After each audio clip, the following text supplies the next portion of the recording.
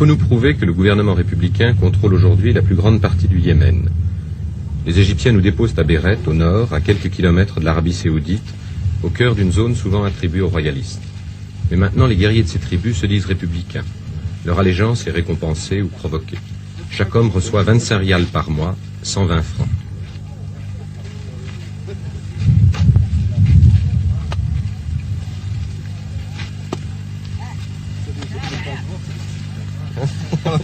Quel âge a-t-il? عمرك قديش؟ عمري 4 سنوات. عمر اختار 4 années, l'âge de la révolution. La République dose la démocratie. Le gouverneur de cette région a été nommé par le pouvoir central. Ses subordonnés, les cheikhs, commencent à être élus. Beaucoup de guerriers ici reconnaissent qu'ils vont toucher des fusils chez Faisal, de l'autre côté d'une frontière théorique, pour revenir se mettre au service de la République. On les encourage à crier « Gomouria, République !» « Vive notre président Salal !»« Vive le grand Nasser !» Ce sont les 3 piliers de la sagesse.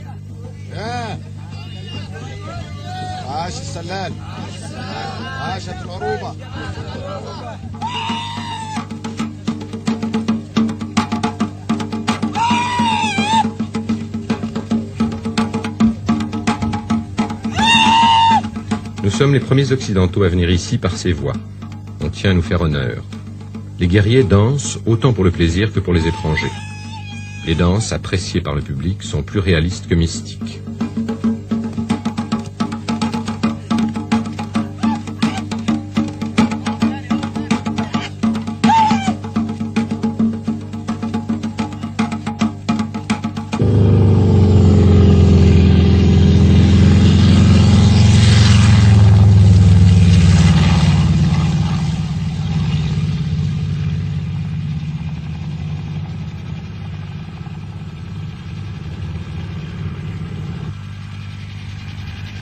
Ici, sur les hauts plateaux, chaque ville de terre battue, chaque hameau blanc avec ses maisons de 3 ou 4 étages, ressemble à une forteresse.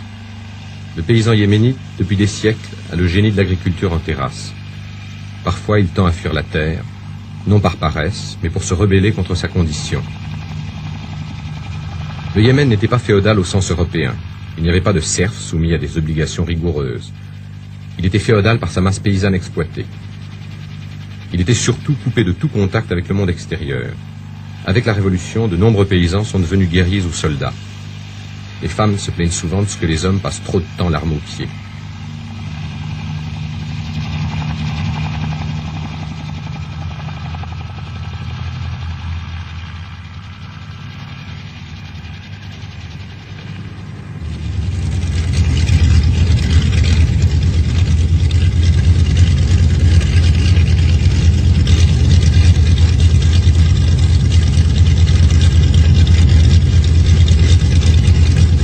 Tous les soldats, alliés ou conquérants, pour prouver leur popularité, pour se rassurer, aiment caresser les enfants des pays où l'histoire les a poussés.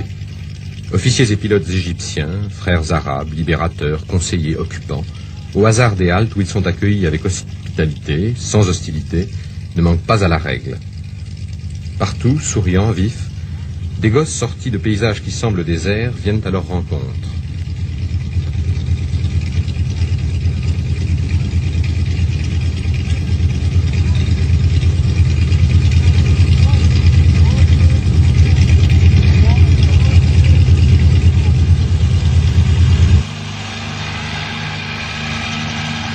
Il y a quelques mois, la situation militaire était encore fluide. Aujourd'hui, elle est stabilisée. Cantonnés dans les villes, mais circulant dans les campagnes, les Égyptiens laissent le territoire à leurs alliés et protégés républicains. De temps en temps, rarement, les Égyptiens bombardent un village occupé par une bande royaliste. Les royalistes viennent tirer quelques coups de fusil sur les murs d'une ville. À plus de 2000 mètres d'altitude, les troupes égyptiennes tiennent Hadja. Cette ville de 4000 habitants est un symbole, la capitale religieuse du Yémen, la ville préférée de l'imam lorsqu'il régnait. Quand l'imam tient Hadja, dit la tradition, il tient le Yémen. Aujourd'hui, Égyptiens et républicains tiennent Hadja. On nous fait remarquer avec insistance que nous sommes les premiers journalistes occidentaux à avoir Hadja aux mains de la République, et on nous traite en conséquence. L'atmosphère n'est pas tendue. Yéménites et Égyptiens s'étreignent, fraternisent, marchant ensemble vers le palais de l'imam. Mais il est difficile de percer les apparences, de savoir jusqu'à quel point les Yéménites supportent l'indispensable présence égyptienne.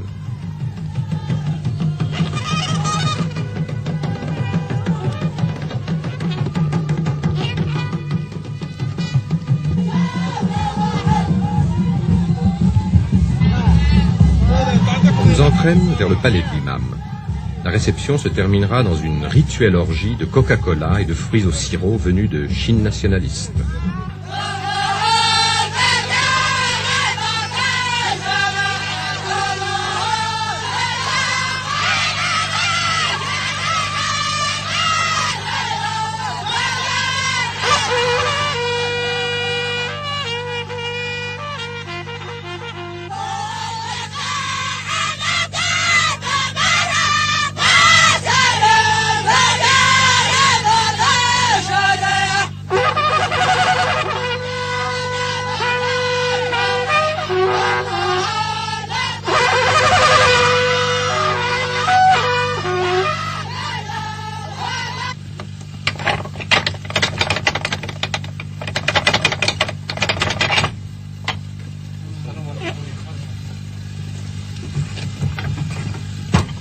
Un dicton affirmé, le Yémen est la prison du monde et Hadja est la prison du Yémen. On nous fait visiter la prison de l'imam comme un musée désaffecté de la cruauté. Le maréchal Salal, président de la République, passa 7 ans dans ce cachot. Il y médita, dit-on, sur une histoire de la Révolution française et les œuvres de Gamal Abdel Nasser. Un meurtrier, les antiques fers aux pieds, attend d'être jugé. Nos hôtes dénonceront l'usage des fers par l'imam, mais n'enlèveront pas ces fers aux prisonniers.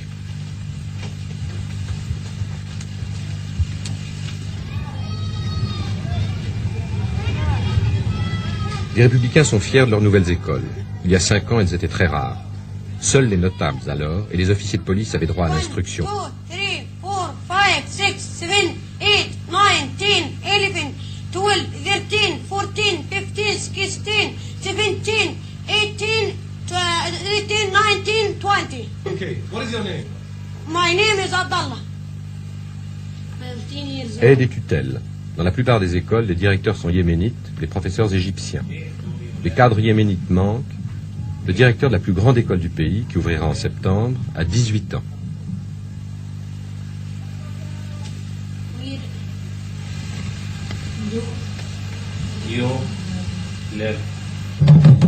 Canon de l'imam, canon de la révolution.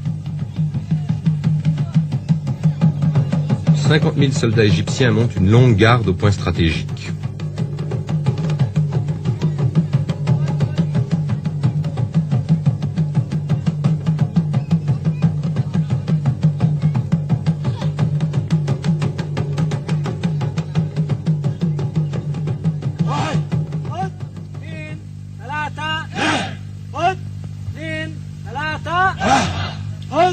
La gymnastique physique est complétée par la gymnastique intellectuelle de très nombreux cours idéologiques.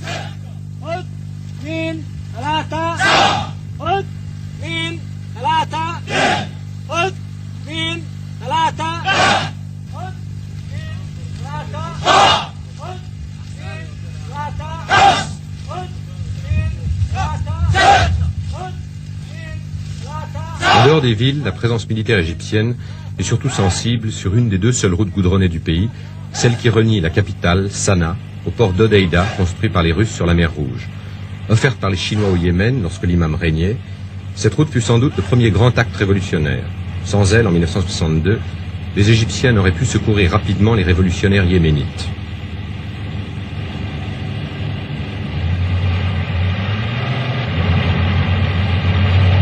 Sur cette unique artère moderne, des techniciens chinois qui l'entretiennent avec une patience confucéenne, efficaces, solitaires, ils sont aussi timides et allergiques à la caméra.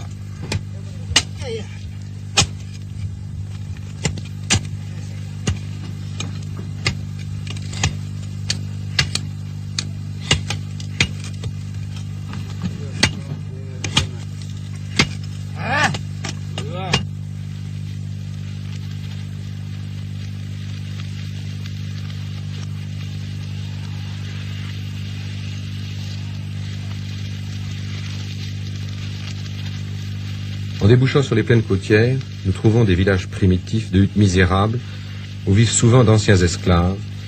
Ces villages sont regroupés le long de la route.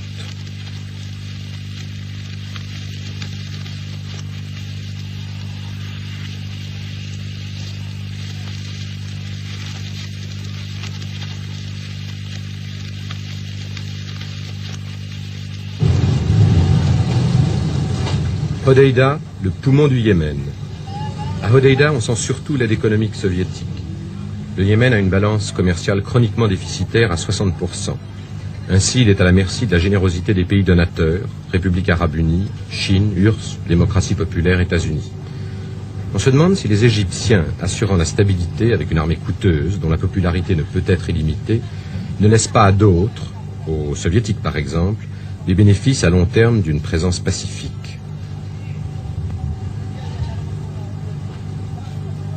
Quelle est la situation politique ici? la République Yémen. La République du Yémen. Qu'est-ce que vous en pensez? On ne pense rien. C'est une bonne chose ou une mauvaise chose? Là, c'était très bonne chose. C'est très bon. Pourquoi?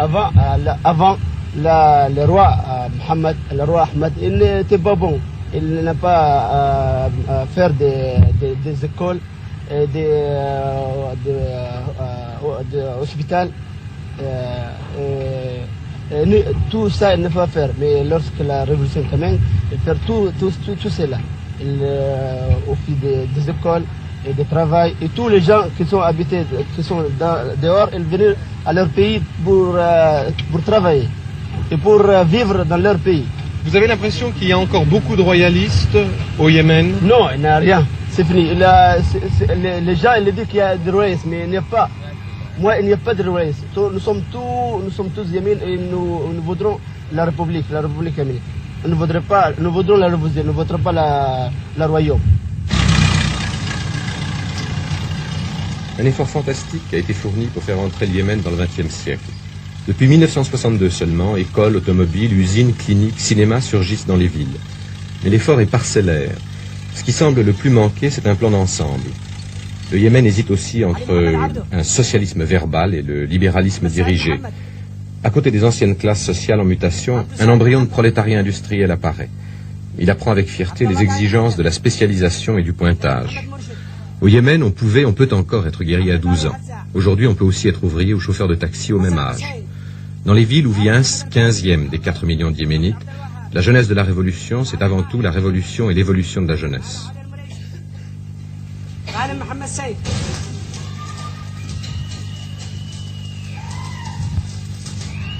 Le Yémen était ravagé par la tuberculose, les maladies vénériennes, la mortalité infantile. L'espérance de vie était de 35 ans pour un homme, de 45 pour une femme. Égyptiens et Russes construisent des hôpitaux. À Sanaa, nous avons retrouvé une infirmière française. Elle vit au Yémen depuis 17 ans. Maintenant, le Yémen commence à vivre un peu, peut-être comme en Europe. Le Yémen était un peu comme une fleur, n'est-ce pas? Une fleur qui ne demandait qu'à éclore.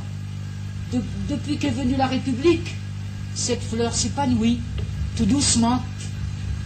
Voyez-vous, nous avons eu beaucoup de docteurs, nous avons beaucoup de docteurs égyptiens, nous avons des doctoresses aussi égyptiennes, des infirmières égyptiennes, des docteurs russes, des docteurs chinois, des docteurs, enfin, un peu de partout. Au point de vue médical, maintenant, le Yémen, non pas parfait, parce qu'il y a beaucoup de choses à faire entre une république et une royauté. Il y a beaucoup à faire, mais enfin, tout doucement, il y a eu déjà beaucoup de progrès. Des routes, des hôpitaux, des écoles, n'est-ce pas? L'émancipation des filles, nous avons aussi des filles, des écoles de filles. Vous savez qu'en Europe, on accuse les Égyptiens de s'être servis de napalm et de gaz. Est-ce que vous avez, vu une preuve? Non. Non. Moi aussi, j'ai entendu dire, mais il ne faut pas toujours croire ce que les gens disent. Prudemment, le gouvernement n'a pas interdit la culture et la vente du khat, fléau national. Mâchées, ces feuilles ont des propriétés voisines de celles de la cocaïne et de l'opium. Elles plongent dans une torpeur extatique. Toutes les classes consommaient du khat, Maintenant, c'est avec gêne que certains Yéménites reconnaissent qu'ils en mâchent. Le khat a une vertu, il est riche en vitamine C. Et un effet tragique, il peut diminuer de 5 heures par jour la productivité d'un travailleur.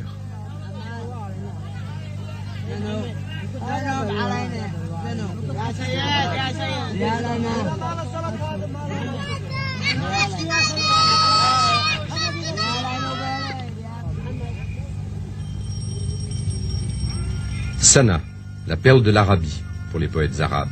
C'est une image un peu faible pour ce rêve de voyageur, pour une des plus anciennes, une des plus belles villes du monde.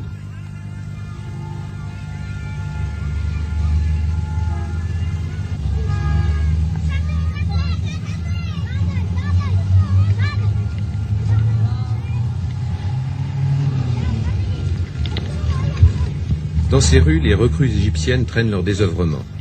Les civils yéménites, depuis quelques semaines, n'ont plus le droit de porter leurs fusils en ville sans permis. Les soldats égyptiens ont droit à 15 jours de permission tous les 2 ou 3 mois. Pourquoi cette libéralité, peu courante dans les armées? Parce que les femmes yéménites sont inabordables, nous a dit un colonel égyptien. On ne peut pas laisser les hommes seuls aussi longtemps.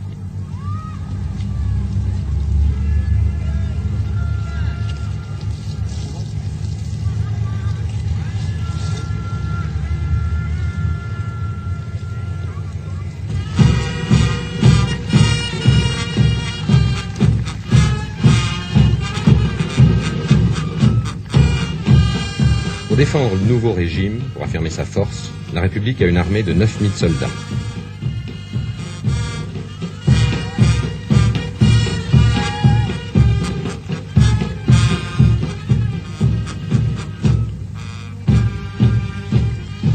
Encadré par ses ministres et ses conseillers égyptiens, le maréchal Salal, fils de forgeron.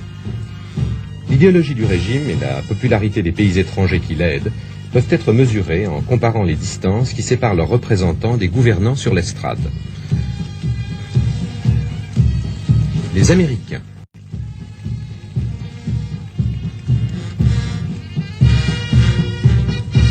Et plus proches du pouvoir, nettement plus proches,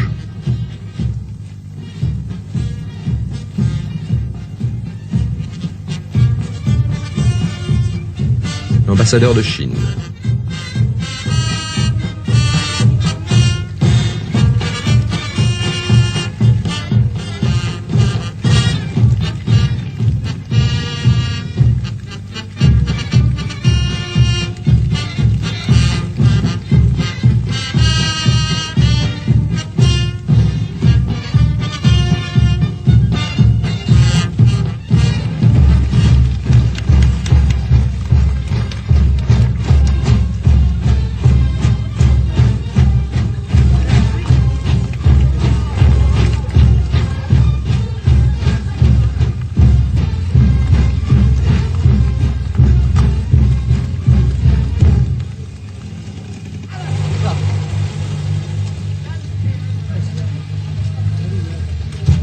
La politique intérieure yéménite est secouée par les activités des grandes puissances, par les royalistes, par les divergences entre républicains. Accusés de trahison, des ministres étaient exécutés il y a quelques mois. Nous demandons d'avoir des prisonniers politiques. On ne veut pas nous les montrer dans la prison, trop vieille, dit-on. On nous les présente dans la salle du tribunal, au ministère de l'Intérieur. Comment s'appelle le prisonnier? Quel âge a-t-il?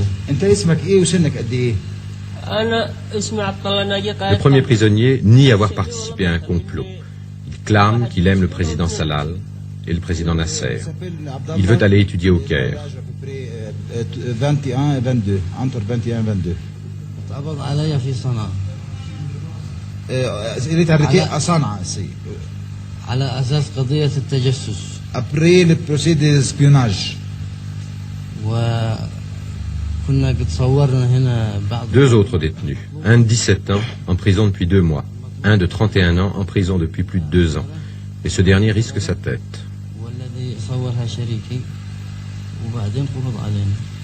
Lui, il a photographié quelques informations politiques pour l'envoyer à Asmara et à Addis Ababa, et après il est arrêté. Et lui? Lui, il était dans le centre culturel des États-Unis à Taïz. Et là-bas, il a reçu des ordres de ramasser des informations politiques, militaires, pas lui seul, mais aussi avec des autres gens, et c'est pourquoi c'était arrêté. Quel type d'information? Politique et militaire, comme il a dit maintenant. Mais très exactement, on lui demandait des renseignements sur quoi? كانوا بيطلبوا منك معلومات على وجه التحديد عن ايه؟ معلومات سياسية. عن ايه؟ عن أصل كانوا بيطلبوا مني أخذ وجهة نظر عن الاحتفال الذي وقع في تعز في المدرسة الروسية. افتتاح المدرسة الروسية، حفل افتتاح المدرسة الروسية. De donner des informations sur la réception qu'on a fait dans l'ouverture de l'école qu'on appelle l'école russe là-bas à Taïs. Ayant appris le mot liberté il y a 5 ans, le Yémen aime les manifestations politiques. Vive les Arabes unis, vive Salal, vive Nasser, abat les Anglais, abat Faisal, abat Bourguiba, abat Israël.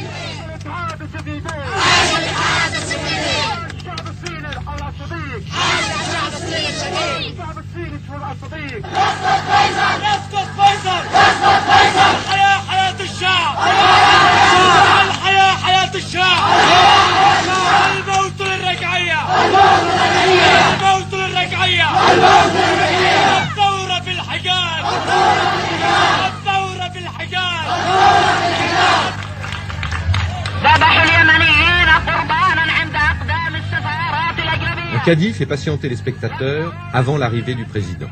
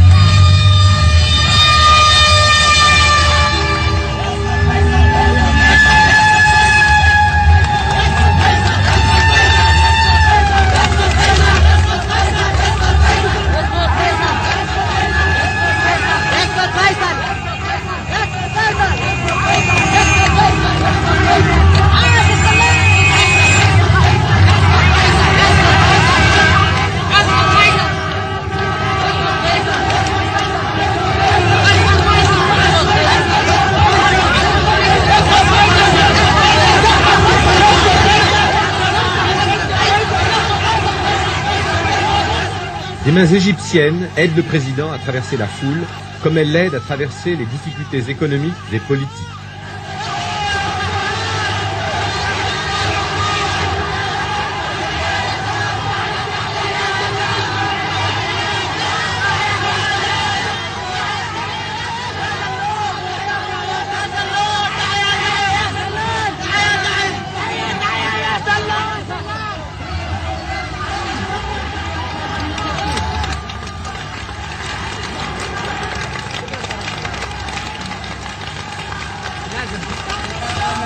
وشهداءنا بدافع الحقد والانتقام حقد الملوك. Le maréchal salue les patriotes tombés pour la révolution. الأسر العميلة التي